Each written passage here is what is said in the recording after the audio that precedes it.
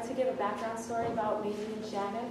My niece is Maisy Odjick, and she went missing with her friend Shannon Alexander, September 6, 2008. It was a Saturday. They were staying at Shannon Alexander's house. Shannon's dad had came to the city. He took the bus down and came down to paint his son's house. And the girls were alone on a Saturday. Shannon walked her dad to the bus stop while Maisy stayed at Shannon's house. And then nobody ever heard anything from them. So it's just like they went missing without a trace since Saturday. People can account for them up until noon, and then after that, like it's like they went missing, like no word from anybody. So what happened was that Maisy's mom started to get worried. She started asking around, and then when she talked with Brian, everybody got panicked, because they didn't find the girls anywhere. So Maisy was 16, Maisy and Shannon were both 16 years old, and so a lot of people did think they were runaways at the beginning. So that really, it really stopped. They didn't follow the police didn't follow the proper procedure for missing people because they tagged these girls as runaways. So what happened was, I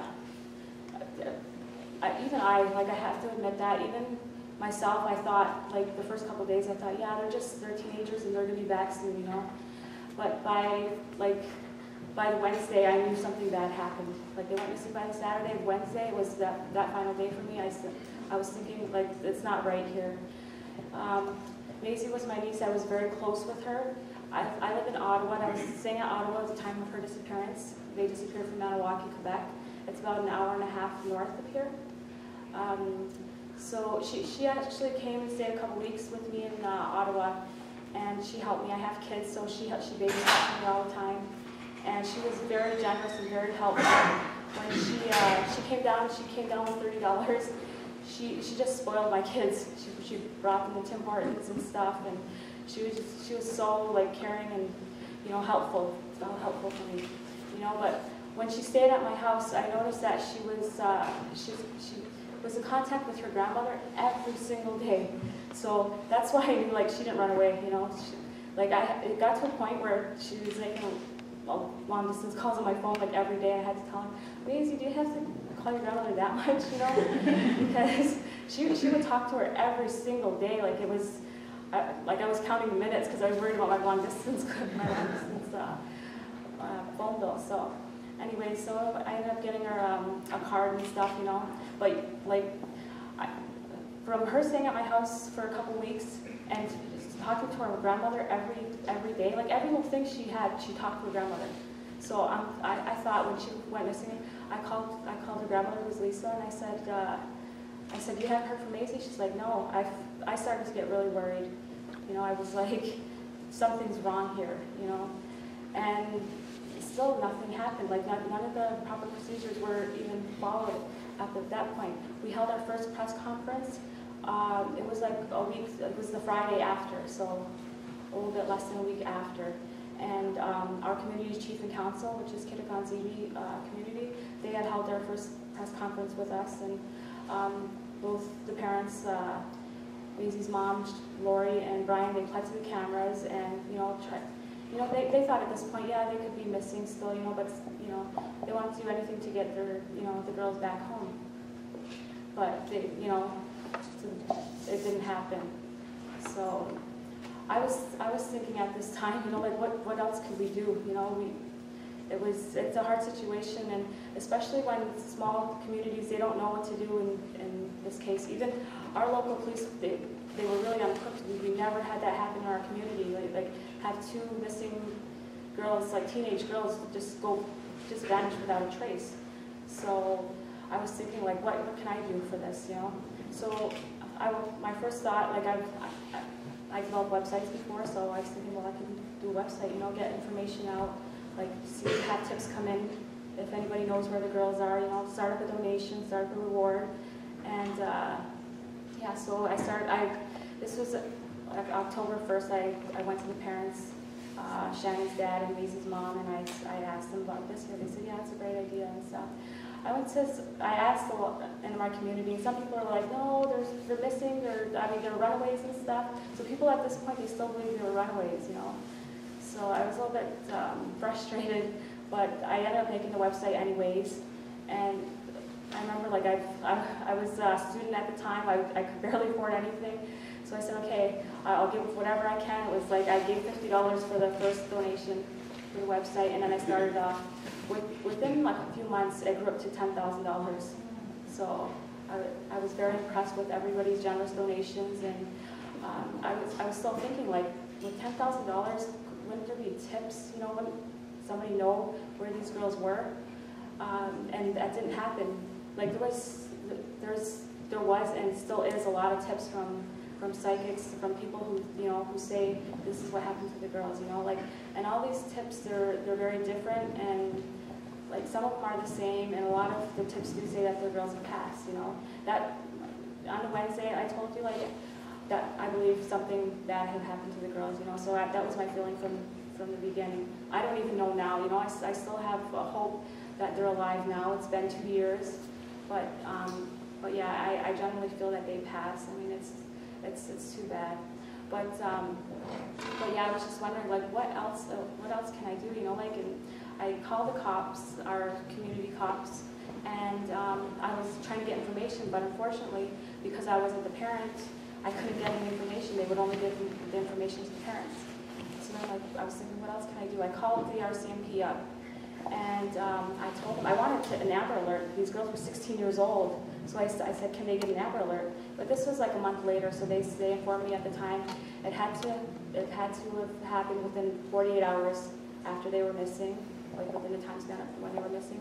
Also, it had to be activated by the local police, and it wasn't done in our case. So I was kind of frustrated at this point. I said, well, what can we do? Like, what else can we do? What can you guys do? So they were really nice. I contacted the Missing Children's Unit of the RCMP, and he told me, he goes, well, if you need our help, like, we can go and assist your police. We can't just go and take over. We have to be asked by them, So I brought this to the attention of the police and stuff, and I was so frustrated. I would call them every day, the Missing Children's Unit, and I would talk to the same guy every single day. And I said, what else can we do? So he gave me the number for the Enfant Retour Quebec, and that was it's a program in Quebec that it gives information for the youth of missing families,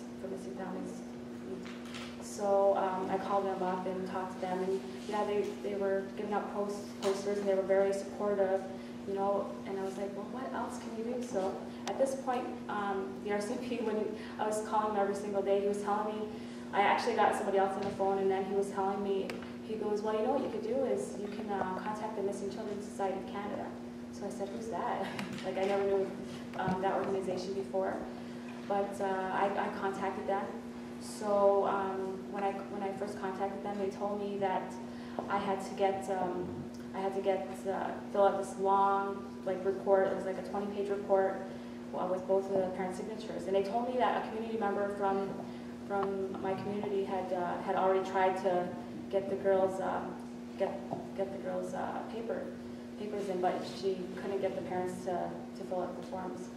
So I took the forms, and they were really long and really, really invasive questions, So I went, I gave the first one to Maisy's mom. I filled it out everything that I could fill out, then gave it to her. And she said she'll hand it in to me, and then I went to go see Shannon's dad, and we took 3 hours, but we filled that out, like, really, really, like, detailed. He even gave me her dental records, which I still have them to this day. I still have those in my files, but he gave everything, and so they had to sign these forms, and we handed these in, and Missing Children's Society had ended up helping us. And what they are is they're an organization that helps missing children across Canada. They have people who are retired police officers and investigators, and then they help solve cases of missing people. So we were very, very fortunate to have them. They came to our community a few times. They were investigators. They asked questions, And when I was talking with the main investigator to the case, he said, you know what? This is the first time, like, since I've been working for the Missing Children Society, that after I question people, like I have more questions than originally started out with. He was frustrated, you know, because people they would say something and then it would turn into something else, you know. So he was a bit frustrated, and he knew my frustrations at that point as well, you know. So, but they really helped in that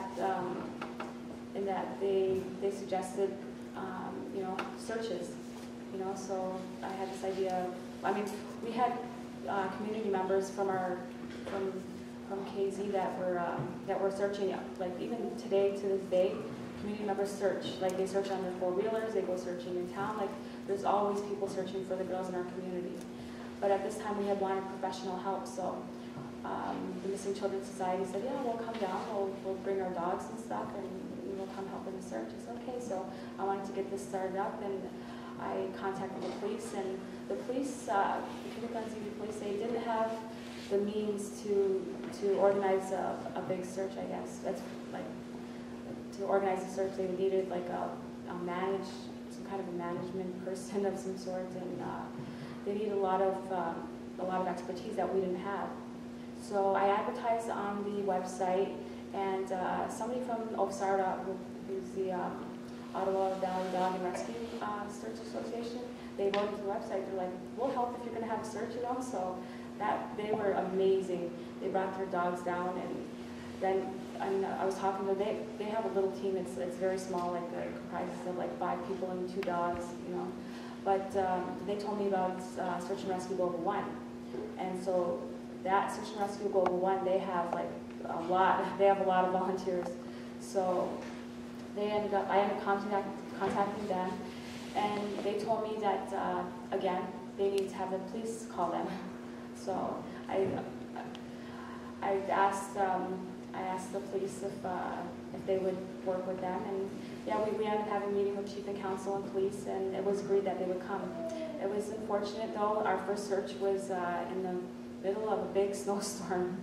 It was horrendous. So we had about 50 searchers coming out, and I commend everybody who came out and searched. It was difficult, it was hard, and we did the best we could, but yeah, the conditions were very bad, and that ended up being, it was December 7th, it ended up being our first search with Search and Rescue Global 1. We had their professional, you know, expertise and stuff, and it was nice. But yeah, we didn't find anything, of course, and we had a meeting with Search and Rescue Global 1. They handed over a report to our Chief of Council and told us, you know, told us if we ever needed them again, they would be happy to come again, you know. So we had a lot of donations of food, and we had a lot of monetary donations as well. So with monetary donations, we had given it to Search and Rescue Global 1, because I was unaware that each and every one of those searchers that work for Search and Rescue Global 1 are all volunteers. Even, like, they're all from Ottawa, they're from the Ottawa-Gatineau area. Even they use their own gas, to use their own vehicles to go up to our community. You know, I was unaware of that at the beginning, so I was really impressed. And so we ended up giving, and our community of our Chief and Council ended up giving a good donation as well.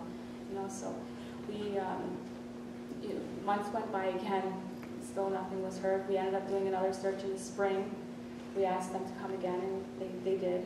We had a big search this time. It was over, I think it was over 150 people.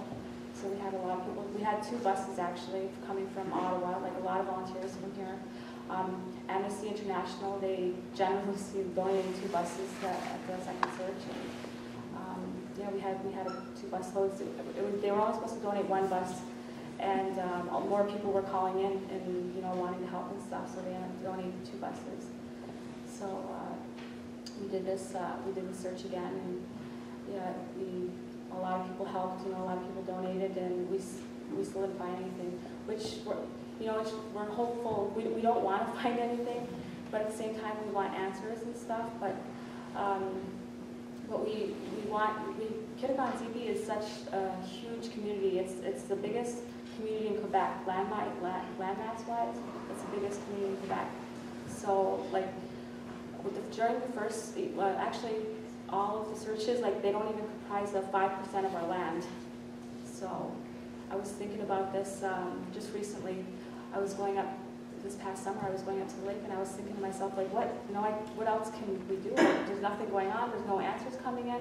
We have like a $14,000 reward right now. Nobody's talking. Nobody's saying anything. You know. So when I was going up to the lake, and I was just looking at all these roads, and I'm like, you know, we didn't search these roads. We didn't do this. You know. So I met with Chief and Council, and I asked him. I said, well, can we do some kind of mini searches, or can we do something? I feel like something needs to be done, you know. And then we had this woman. She was an MP. Her name was Nicole Ramirez. She had called me, and she talked with Lori, who's Maisy's mom, and she had wanted to help in some way, you know. So she wanted to donate, but because she works for the government, she couldn't like donate funds in normal ways. So she said we could donate like to print media of some sort, you know. So I said, oh, okay. I said. So it gave me the idea of making a newsletter, you know. And a lot of people in our community, they had no idea of what was, I think that, yeah, everybody knows what's happening, but they don't know, what happened here, what happened there, you know. Like, so we ended up making this newsletter, and which Madame Ramirez had sponsored, and we gave it to all of our community members, and we sent it out to other organizations. And we had a really good response with it. So, and at that point, we met with Chief and Council, and I suggested again if we could have another search, within the community, because they've only covered less than 5% within the last 2 searches, So we just completed that search in the just last weekend. So it was we had about 50 searchers this time. It was very cold and wet and stuff, But we decided to take a different approach this time. The first 2 times we searched according to statistics, which is usually when people go missing, the girls, the people who go missing, they're within 5 kilometers of the last place that they were seen. And the last place that they were seen was at Shannon's house. So we've been searching all within a 5-kilometer radius. So with this 3rd search, we decided to go to divide the teams up and go to different places in our community, like down near rivers, down. We've had a lot of tips saying that the girls were near water. We've had tips the girls were, near a shack and stuff. And also, we followed all those tips, and we decided to split up the search that way. So we've covered a lot more of our community. I mean, still not I don't even know if it would be at 10% now, but I feel good, that we're able to mark off these places, and saying the girls aren't at these places, But yeah, people ask me what's next, and even me myself, I'm I don't know what's next. What am I going to do? I had recently got a tip from the Missing Children's Society. They sometimes use psychics. And they had used a psychic in New York. I don't know if you guys have ever heard of him. His name is Phil Jordan.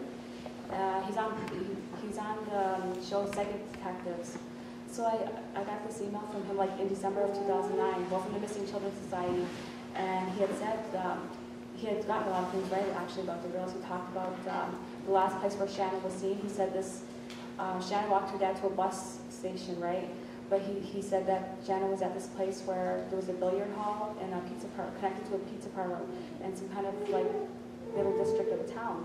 And that's the bus stop where Shannon was last seen at her dad's. And I was thinking, wow, he was right on about that. So he was right on about a lot of things in the email, so I decided to contact him. We're pulling at straws, because we have no answers whatsoever, So I contacted him last week and just to see, what his thoughts were about the girls and stuff. And he said, he's gonna think about it. He did give me some more clues, which I'm gonna follow up on, and hopefully, I'm not saying that hopefully find something, but we just want answers. At this point, I do believe my niece and her friend, I do believe they passed, just because I know my niece wouldn't be gone this long. Without contacting her mom, her grandmother, I know that for a fact, maybe I'm thinking, I'm hoping, that they are still alive, but, but you know, it's unfortunate. It's unfortunate circumstances, and at this point, we just like the families just want answers. Like, where are they? You know, these girls deserve to be. You know, they deserve to be found. The parents deserve to have closure for their daughters. You know, and you know what's surprising is I talked to one of the investigators last week from the OPP, and I was just telling her, like, I get tips. I get a lot of tips on website. You know, like all the tips that I get, I give it to her because she asks for them. So I was giving her a tip on the website last week, and she was like, well, you know what, I'm going to write a report, and I'm going to send it in, and I think with this latest tip, we're going to have, or it's going to be enough to have a full-time investigator sign the case. I was like, what? Like, I can't believe that they didn't have a full-time investigator this whole time. You know, like, I was kind of surprised about that. You know, like, there was a lot of issues with the police and with investigators. You know, like, there was jurisdiction issues. Maisy was from our community. She was living in our community of Kitigan Zibi at the time. Shannon was living in a town of Maniwaki. You know, so even though they're right next to each other, the Kitigan Zibi police took Maisy's case at the beginning, and the Sept took on Shannon's case, so they were split. You know, from the beginning, there was you know, the Kitigan Zibi police weren't they weren't communicating with the Sept. You know, it led to frustration from the parents. They thought nothing was being done, but you know, a lot of things were being done. It's just the lack of communication between these two police entities, you know, made it seem like nothing was being done. You know, so at this time, I always ask. I call the police, and they don't let me talk to anybody because I'm not a parent. You know, I call the Sept. No, you can't talk. You know, like it has to be the mom or the dad. You know, so. And I always say, I just want to know, like, who's the investigator now, you know, like, and I was just shocked to find out that there's not even a full-time investigator on this case yet. You know, it's been 2 years. These are two missing women, you know, like, does that not warrant a full-time investigator? That's what I was thinking. I was like, wow, that's kind of crazy, but we, you know, it's just a society that we live in now, you know, and I hope with that report that she hands in that it warrants, you know, this full-time investigator. If not, as a family, we're still gonna like go lead our own avenues and you know, see what else we can come up with. You know, we're offering a reward still, like, which, you know, no solid tips has come in about the reward. Nobody has said, yeah, like, you know, the girls are here or the girls are there. Like, that's what I was hoping when we first made the website. But yeah, hopefully, even now I don't know what's next. But I'm just, you know, I'm taking it day by day, and like my family and I and a lot of community members, like, which I was surprised about how much, but a lot of our community members go searching, like, you know, they go searching on their own. So that's what's next, and I hope that you know, I do plan to make the newsletter for Maisy and Shannon. I do plan to make it quarterly, and I just hope that it's informative for other families who have missing people within their families as well. You know, like, and I hope that more action gets done from, you know, from what happened with Maisy and Shannon, from other cases, you know, other well-known cases as well. So thank you so much for listening.